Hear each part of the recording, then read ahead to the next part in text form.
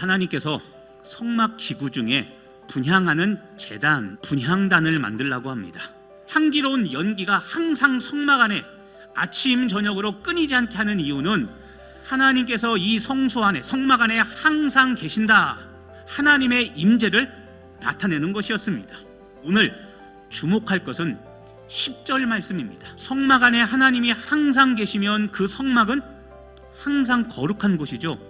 그런데 왜 속죄제의 피를 뿌려서 속죄하라고 하셨을까요?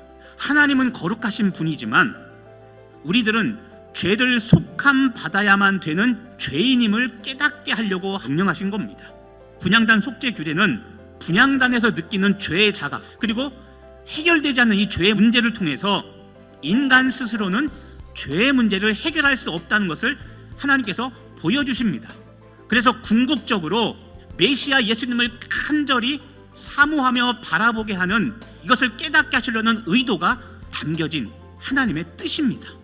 분향단의 속죄 규례는 하나님께서 우리를 겸손케 하시려는 은혜이고 하나님의 지혜가 여기에 담겨져 있는 겁니다.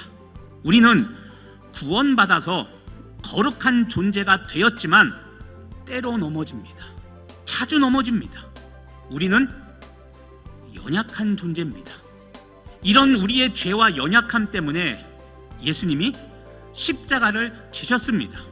그런데 그 한 번의 십자가로 우리의 모든 죄를 사하시고 우리를 거룩하게 하셨습니다.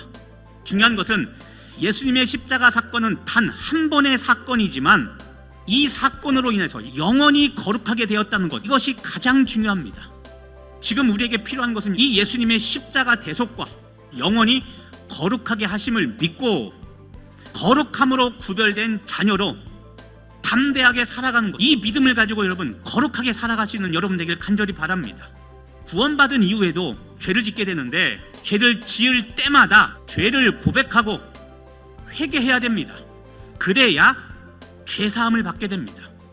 영원히 온전하게 되었다, 영원히 완전하게 되었다는 것은 회개가 필요 없다는 것이 아니라 회개할 때마다 항상 온전하게 된다는 겁니다.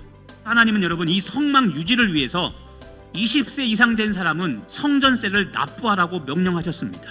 이 생명의 속전은 부자나 가난한 사람 모두 동일하게 반세겔 내라고 하나님께서 말씀하십니다.